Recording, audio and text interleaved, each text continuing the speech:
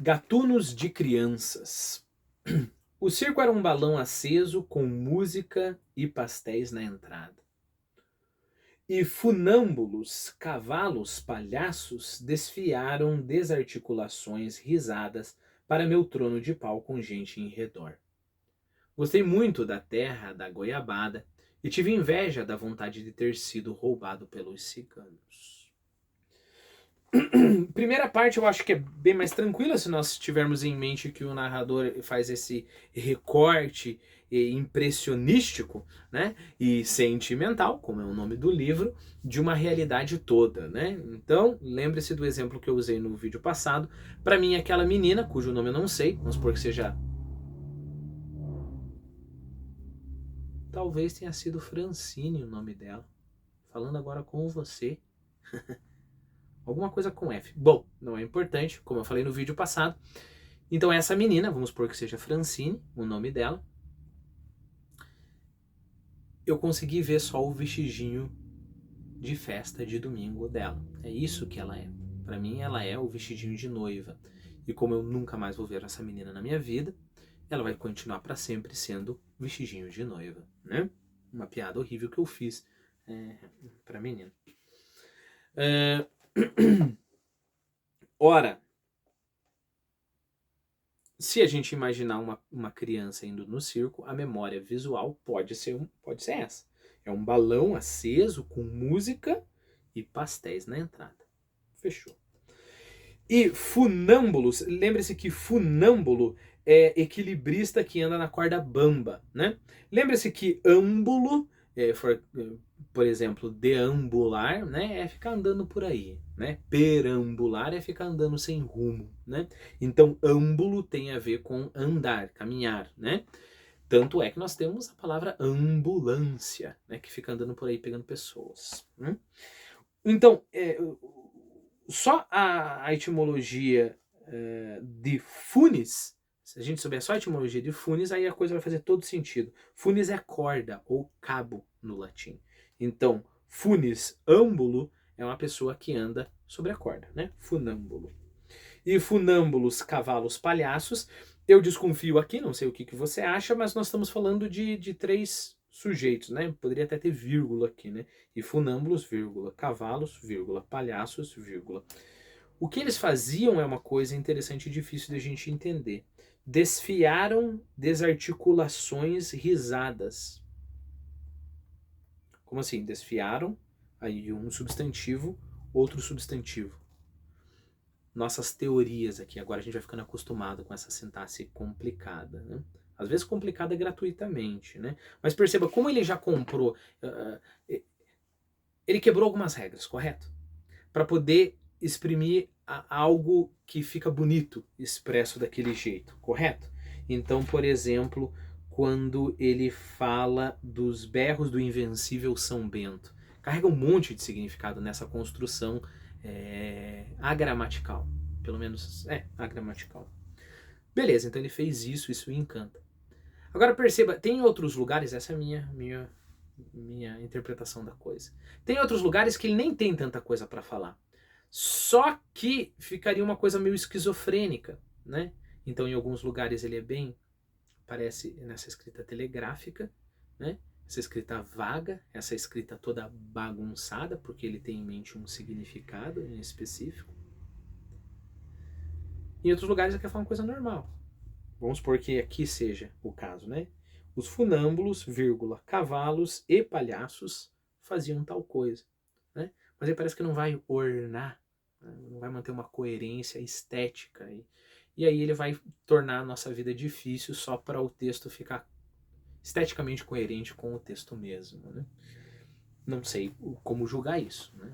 Não sei se isso é bom ou ruim. E funâmbulos, cavalos, palhaços desfiaram desarticulações risadas. Lembre-se que muitas vezes substantivo, o substantivo modifica o outro, né? Mais ou menos como em inglês, quando eu falo assim, history é história, né? Teacher é professor. Então, história é professor. Se eu só coloco os dois juntos, o history passa a ser um adjetivo. History teacher, né? Professor de história. Então talvez seja uma coisa assim que ele esteja falando. Então o que ele quer dizer? Desarticulações, risadas, risadas desarticuladas, risadas tão soltas que parece que não tem nenhuma articulação correta, pode ser, parece uma boa aposta aqui, né? Desfiar significa desmanchar.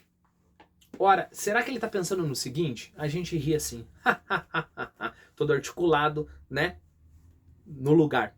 E de repente vem esses funâmbulos, esses cavalos e esses palhaços e eles destroem essa articulação, ou seja, a tua risada contida, articulada nesse sentido, porque articulado, qualquer risada que você der vai ser articulada, correto? Mas articulada nesse sentido, ele vai desfiar, vai destruir, desmanchar, e aí você vai dizer e você vai se mexer para tudo quanto é lá. Será que é isso? Essa é uma possibilidade, né? Uma outra possibilidade, desfiar no sentido de gerar. Gerar as risadas desarticuladas, né? Então, no sentido de destruir a articulação, então estaria só enfatizando o desarticulação, ou gerar as risadas desarticuladas, risada solta, né? A riso solto, nós temos essa expressão em português, a riso solto, né? E aonde que estavam essas risadas? Eles desarticulavam para o meu trono de pau com gente em redor. Então a gente imagina aquela arquibancada do teatro, do circo, e ele se sentia um rei ali. São o bobo da corte fazendo todo esse espetáculo só para mim. Então é o meu trono de pau, né? Estou me sentindo no meu reino aqui. Só que tem gente em volta, ou seja, as outras pessoas na arquibancada. Para mim, essa próxima parte é a mais difícil de todas, né? Mais vaga de todas. Gostei muito da Terra da Goiabada. Ele está falando de outra experiência. A Terra da Goiabada estava dentro do circo. O nome do capítulo é Gatunos de Crianças. Será que ele está falando de outro período, outro momento deste período da vida dele? Terra da Goiabada. E tive inveja da vontade de ter sido roubado pelos ciganos. Ora, isso já explica nosso título. Isso também faz sentido, né? Porque tinha aquela história, tanto o velho do saco pode te levar, como os ciganos podem te levar, né? Os ciganos paravam em determinado momento, acampavam, as pessoas ficavam olhando aquilo ali com desconfiança, né? De repente eles saíam e daí as mães falavam, olha, os ciganos levaram uma criança que não obedeceu os pais, né? Mas por quê? Terra da Goiabada. Terra da Goiabada foi um lugarzinho que ele visitou e aí lá naquele lugarzinho tinha um acampamento de ciganos, né? E o pior, ele teve inveja, eu entenderia, inveja de ter sido roubado pelos ciganos. Então houve umas crianças ali que foram roubados pelos ciganos e a vida do cigano é como a vida do circo. Você vai viajar de cidade em cidade, você vai se divertir, vai acontecer tudo isso. Então eu tive inveja de ser roubado pelos ciganos. Mas ele sente inveja da vontade de ser roubado pelos ciganos. Como que você pode ter inveja da vontade, né? Como é possível ter vontade de ter vontade? Essa é a história, né? Talvez a inveja da vontade aqui, quebrando totalmente a sintaxe novamente, esteja só enfatizando a inveja. Eu tive inveja, que é uma vontade muito grande de ser roubado pelos ciganos. E eu lembrei de tudo isso por causa, ele falando, por causa do circo. Porque assim como o circo muda de lugar em lugar, os ciganos mudam de lugar em lugar. Eu vi lá na Terra da Goiabada. E aí ele justifica porque ele estaria falando de duas experiências totalmente separadas num capítulo só, né? Pode ser. Acho que dá tempo ainda de a gente reler. Gatunos de Crianças. O circo era um balão aceso com música e pastéis na entrada. E funâmbulos cavalos palhaços desfiaram desarticulações risadas para o meu trono de pau com gente em redor. Gostei muito da Terra da Goiabada e tive inveja da vontade de ter sido roubado pelos ciganos.